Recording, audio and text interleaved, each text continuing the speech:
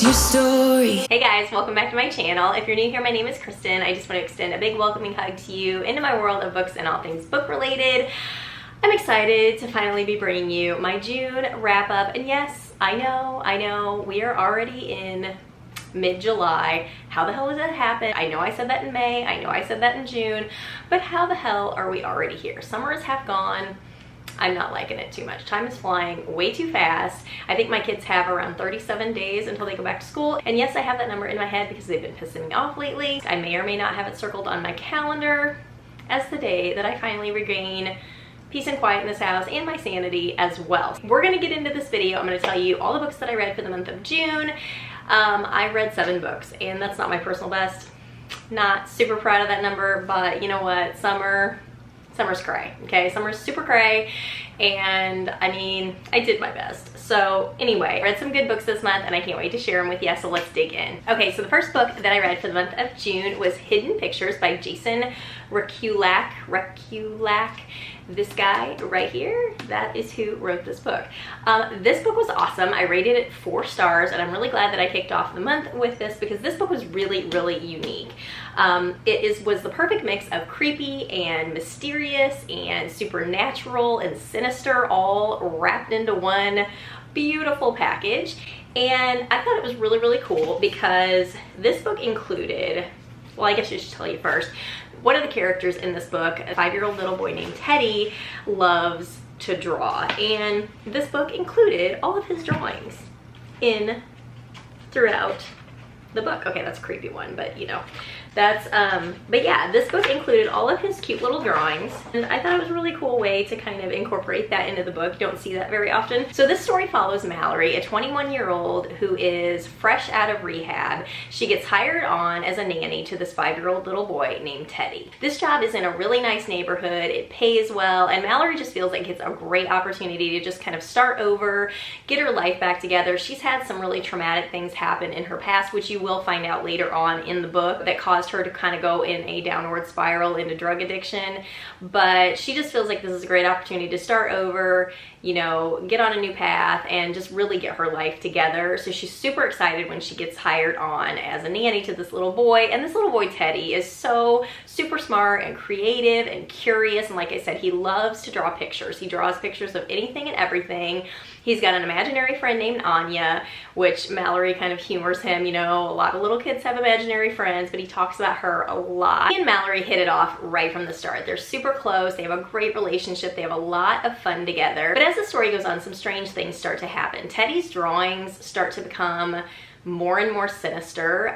They kind of tell a story all on their own. And Mallory sees them and she's like, what the hell is going on? You know, Anya, his imaginary friend, starts to make her way into these drawings as well. And let me tell you, Anya has got a real grudge type vibe, if you know what I mean. The long, stringy black hair. I mean, she's not a friendly looking imaginary friend. I'm just saying. In my opinion, I think they should be cutesy and whatever, but this girl is creepy as hell.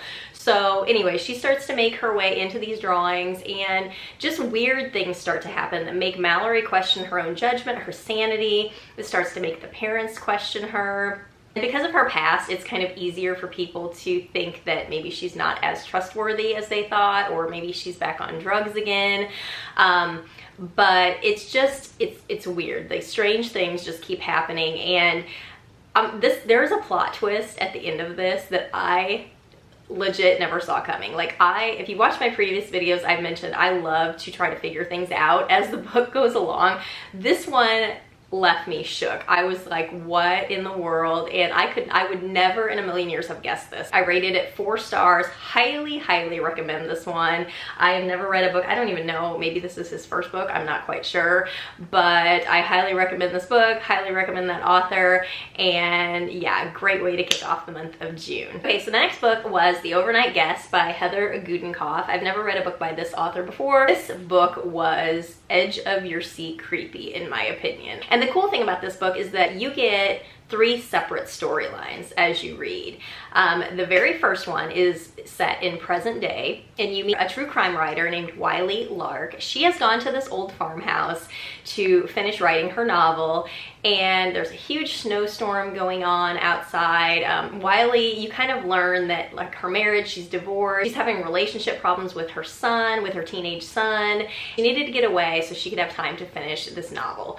And then one night, like I said, this big snowstorm is hitting. She goes outside and she finds this little boy nearly frozen laying in her front yard. So she brings him inside and tries to, you know, warm him up, take care of him, and just figure out where the hell he came from and what his situation is. And then we flip to the year 2000, where we meet Josie Doyle, a 12-year-old little girl, her brother, her teenage brother Ethan, her mom and dad, William and Lynn, and then her best friend Becky. And they are having a sleepover this one night, and there's this brutal crime that is committed within her family, leaving only 1 survivor and 1 person missing. Finally, the third storyline is where we get the perspective of a little girl and her mother who are being like severely abused by her father. And I'm telling you, I just want to throat punch this guy like all the way through the book. He is so just real controlling and just evil. Like he's just freaking evil, and I just want to throat punch him throughout the whole book. But the cool thing about this is it's really neat to see how these stories, like seemingly unconnected stories, how they start to tie together as you read on.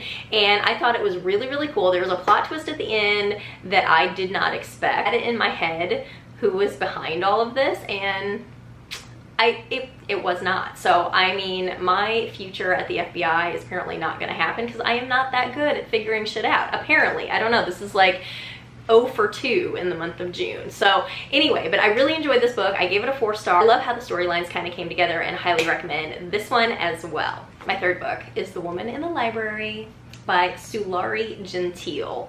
All right, this just came out in the month of June, and I was freaking stoked to get this book. There is nothing in my mind, there's nothing better than a murder in a library, because like how cool is that? I mean, murder's not cool, but you know, the setting of the murder, I just think that is just the coolest thing. I was super, super excited to read this book, and so I got it as soon as it came out. And you guys, I wanted to like it so much. I wanted to like it. I almost want to cry. I just wasn't engaged with it at all, and I found myself, I guess I can put the book down. I found myself throughout this book just zoning out. Like I had to go back and reread several parts of it because I just couldn't, I just wasn't engaged. I couldn't connect with the characters. I don't know what it was. I mean, with that being said, you know, there wasn't a point where I was like, oh, I'm not gonna read this. I mean, I did want to get to the end and see kind of how it all played out, but I don't know. I just couldn't get into it. So this is kind of a story within a story. And the book begins with a letter from this wannabe writer named Leo Johnson to his favorite Australian author named Hannah Tagon. I'm not sure how you pronounce it, but whatever. So Leo lives in Boston, and Hannah's newest novel is set in Boston. So Leo is trying to help her out with the Boston lingo, sightseeing, places that she might want to include in her novel, yada, yada, yada. These letters from Leo to Hannah are kind of going on throughout the book. And then we flip to Hannah's story, which is about a woman who is murdered in a library. And this is where we meet the 4 characters, Freddie, oh my gosh, what is their name? Freddie, Kane, Marigold, and Wit. People are complete strangers at first, but they are all sitting at the same table. They kind of start to get to know each other. The day that they meet, they find the body of a woman in the library. She's been murdered, and they become super close, just trying to kind of figure out what happened. And the whole story is just kind of seeing how their relationships become closer and closer, and how they're kind of interweaving together. We find out, you know, different things about their past that's happened, and I just could not connect with these characters. I don't know why. I know that there have been some really good reviews about this book, but me personally, I just could not connect. I was not engaged at all.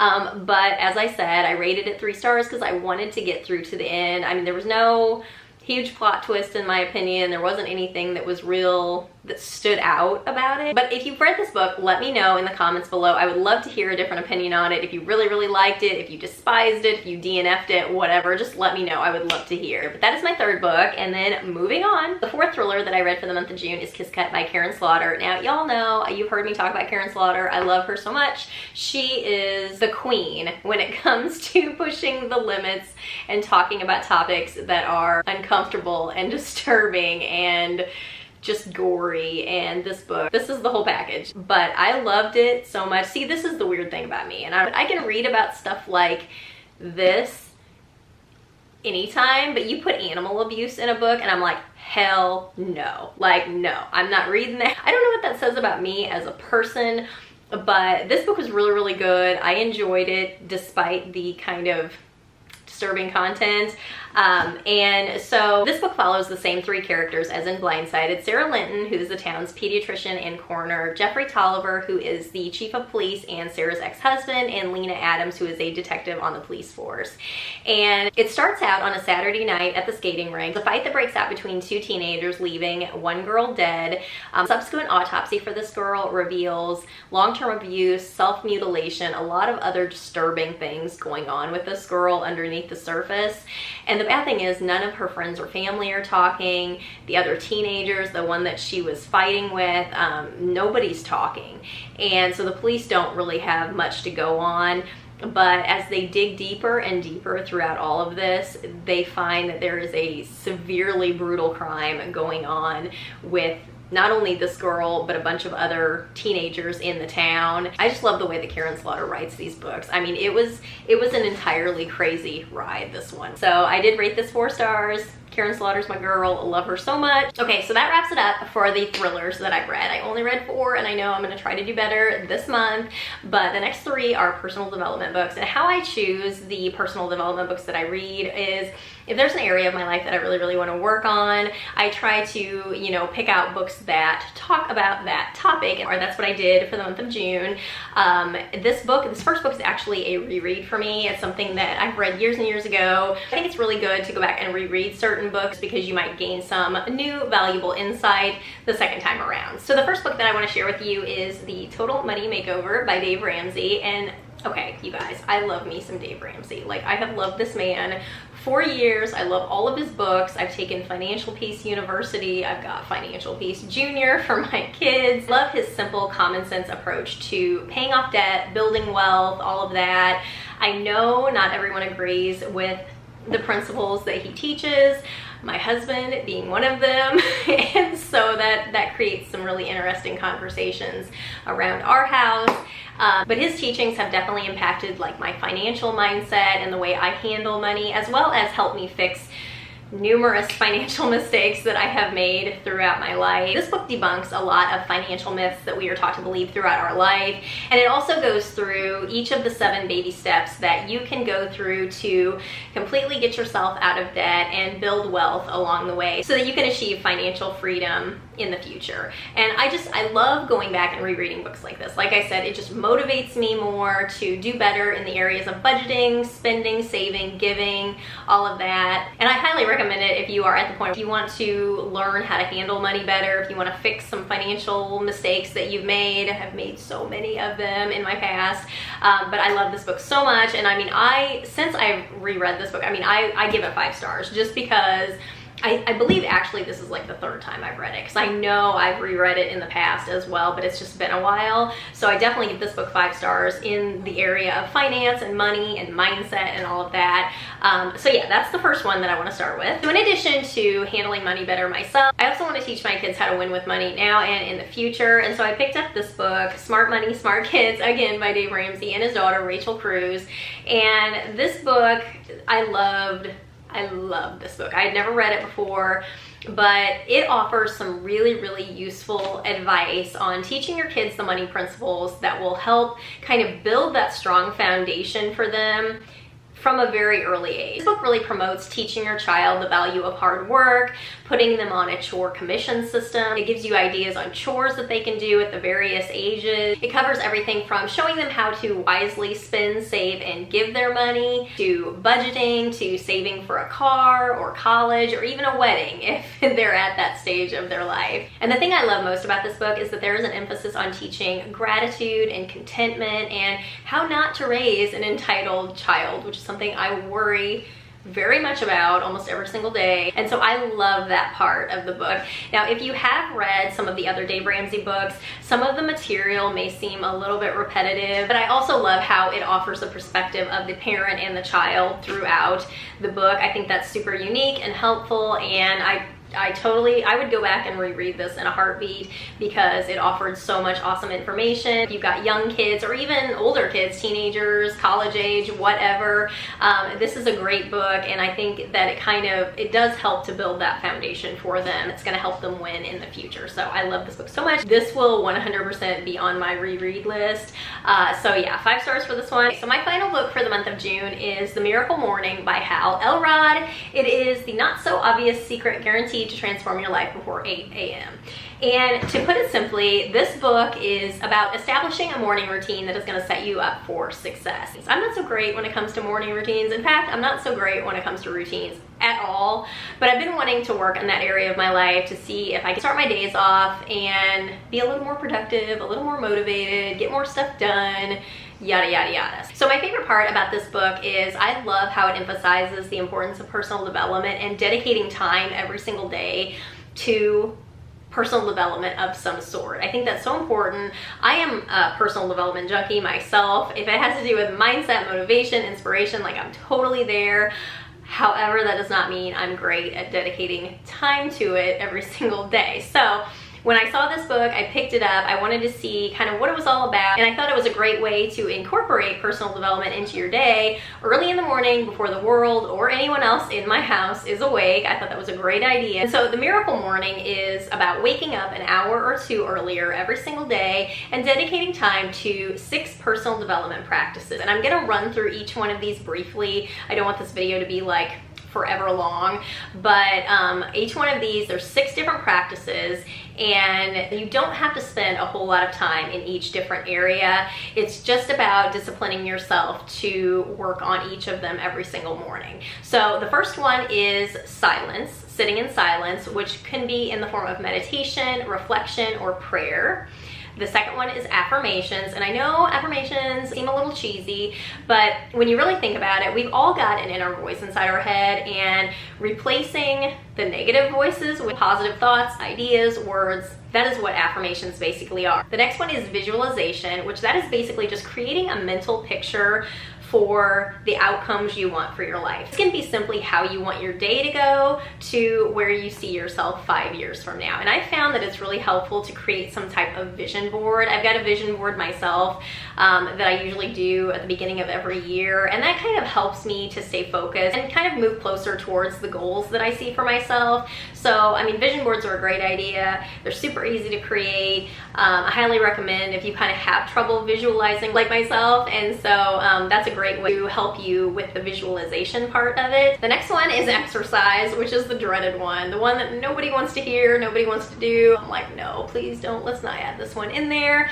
However, I can totally understand it because it really does start your day off on the right foot. It's a definite boost to your energy, your self-confidence, your creativity, and I just think that when you start the day off with a little bit of exercise, it kind of just helps you to be more productive and focused throughout the day. So I do understand it, as much as I don't want to admit it, and I really don't want to do it. But, you know, we can all get through 10, 15 minutes of it. No big deal. So that is the next one. So the next practice is reading, which obviously this is my favorite one. I can spend the whole entire time doing the reading part of it, but I do try to get myself in the habit of reading a little bit every single morning. It doesn't always happen, but I think there is something to, you know, just getting in that habit of reading, even if it's 10 or 15 pages a day. It's a great way to prioritize reading if you don't feel like you have any other time during the day to do it with kids and chaos and craziness and all that stuff. So reading in the morning is a definite plus. And then the 6th and final practice is journaling, and this can be anything from writing a gratitude journal to a to-do list to just writing down a brief synopsis of your day and what you've got going on. It doesn't have to be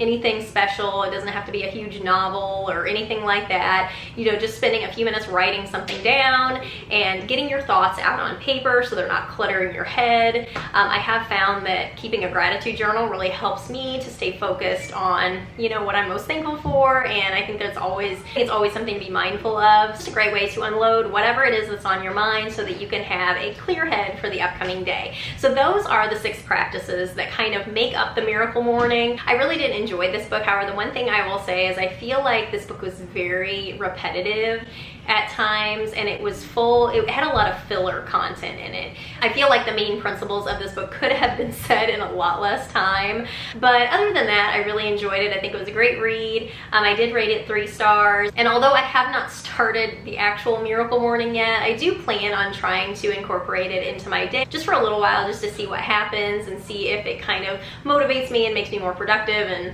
whatever. We'll just see what happens. I don't know. Like I said, I haven't ever been great with routines, but there is always room for change, and I plan on trying this out sometime soon. So that is a wrap on the June wrap up. I am so glad I finally got this video done. I tried to record this video so many times last week, and it just was not meant to be. I'm very glad that I've got this out into the booktube world for you guys, and I hope you enjoyed it. If you did, please give it a thumbs up and subscribe, and I will see you in the next video. Bye, guys.